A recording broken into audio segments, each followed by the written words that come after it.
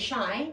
But if you don't have a toe resistance band, use your yoga strap in its normal way. So you're setting it into a circle how we would usually do, but we are going to be putting this in between our big toes like this, and your feet aren't going to be hip width apart because the bands have they're not so resistant that they're keeping me trapped here, but you're just looking for a position where you can stand comfortably with your parallel feet. So parallel, we're thinking about the center of the feet, and you're wanting a bit of resistance against the big toes, but it's going to be a bit wider than hip width apart. So before we start doing anything here, let's just get a sense of our foot setup. So I've mentioned it already, but parallel feet. So thinking about the middle of your second and your third toe, denoting where your center of gravity is, rather than this happening. But the brilliant thing about the band is it will stop you and help you from cheating through the rest of the foot, because it's putting the big toe in the correct position. So before we do anything else, I also want you to get a sense of where your weight is through your feet here. So we do not want your kind of inner edges of your feet collapsing in, the ankles collapsing in, the knees collapsing in.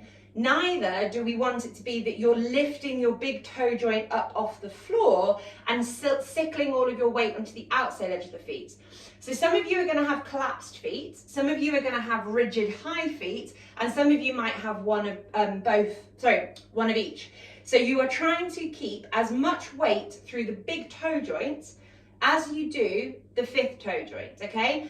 You should feel like you have a light engagement through the arch of your foot, but you shouldn't feel like all of your weight is going too far onto the outside edge. So like my boyfriend, he has very rigid high arches. It's very easy for him to feel like he's engaging his arches, but he almost needs to think about pushing down through the middle a little bit more. So if you know you've got really high arches, think about trying to ground through the center line of the foot a little bit more than feels natural.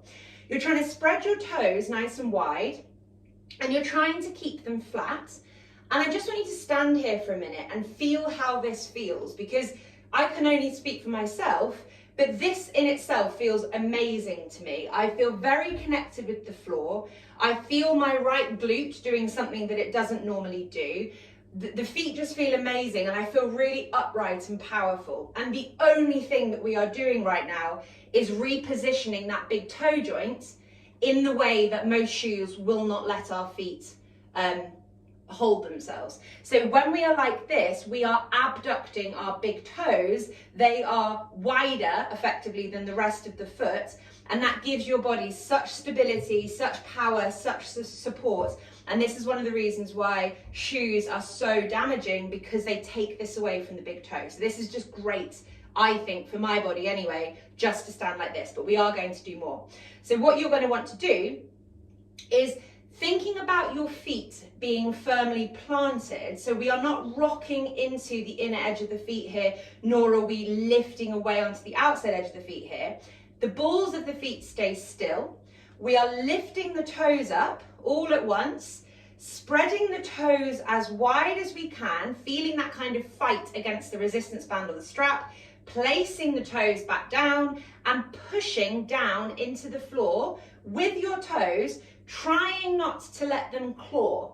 The good news is that for many people, having the band holding their big toe joint in the right place will make it much less likely that they claw their toes. So because the big toe joint is behaving itself better, you might find that your likelihood of clawing is less, which is great. So we're going to do 10 of these.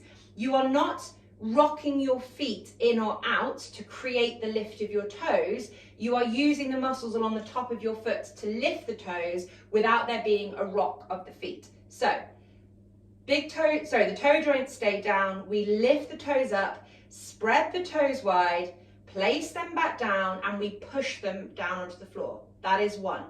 I'm going to say lift, spread, place, push, and hopefully that'll make sense. Off we go. Lift, spread, place, push. 2. Lift, spread, place, push. 3. Lift, spread, place, push. lift, spread, place, push, lift, spread, place, push. I've completely not counted. I'm going to do 2 more. Lift, spread, place, push. Last one. Lift, spread, place, push. Okay. Keeping your feet here and really hopefully feeling that power that is going on through them and how it sort of changes the dynamic of the feet. We're going to do a similar thing, but we're going to try and take our toes wide. So you won't go very far, regardless of whether or not you have a resistance band or a strap, but you will go less far if you have a strap because there is too much resistance almost. So what we're going to try and do is we are going to lift the toes up off the floor. We're going to spread the toes wider and then place them back down, doing that same thing again. So you can see here how I'm actually splaying my feet to the side, really getting a tug on the big toes now, and then we're going to bring them back to center and we're going to go again. So we lift the toes up off the floor, spread the feet wide, but kind of not taking the ankles wide, taking the toes wide, spread the toes down and push. And for me, this gives me stuff going on in my glutes that I don't get doing anything else. So I love this exercise. Back to the start, we're on to 3. Spread them wide, place them down, push. 3. Lift them wide, spread them down. 4.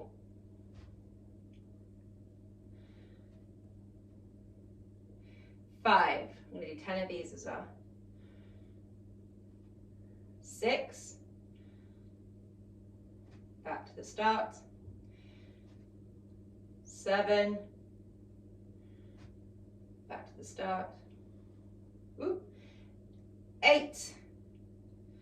My right glute is burning. 9. And 10. And if you haven't got a resistance band, but you're kind of enjoying these exercises as far as you can, I do think they are worth buying because it feels quite different when you do it with a resistance band. Okay, final one using the band now. You might want to have a wall close to hand for your hands to kind of be close to. So the overall exercise that we're going to do is we are going to try and keep those toes nice and spread and flat. We're going to try and push up onto the balls of our feet without sickling the ankles. So we're not allowing the ankles to kind of go out to the side or the weight to go through the 5th toe. We're really trying to drive up onto the big toe because that uses the meat of the calves more.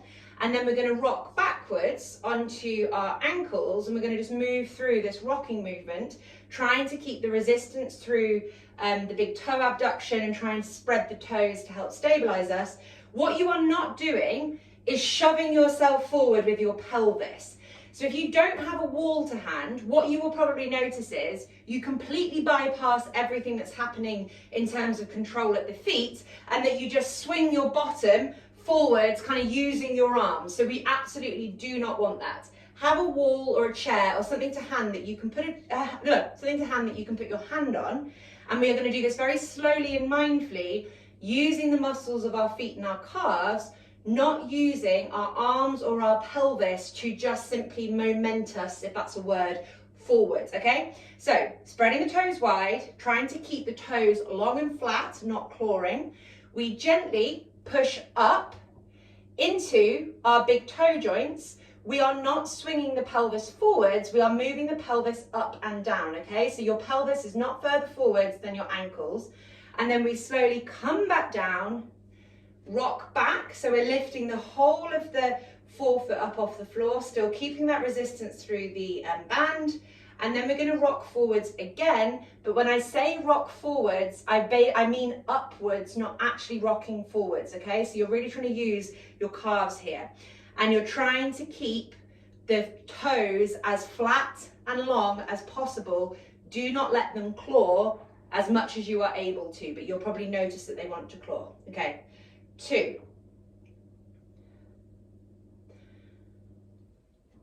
3. So I'm just 1 up and 1 down, by the way, is 1 rep. 4. Remembering we're not allowing the ankles to collapse out to the side as well. 4.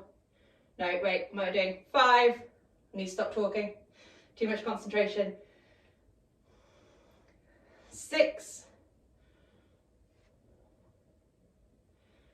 7, so we're really pushing into the big toe joints, driving the weight of the foot into the big toe joint, not sitting on the outside edge. 8, 9, last one, and 10. Good job, relaxing off. So that was our little band or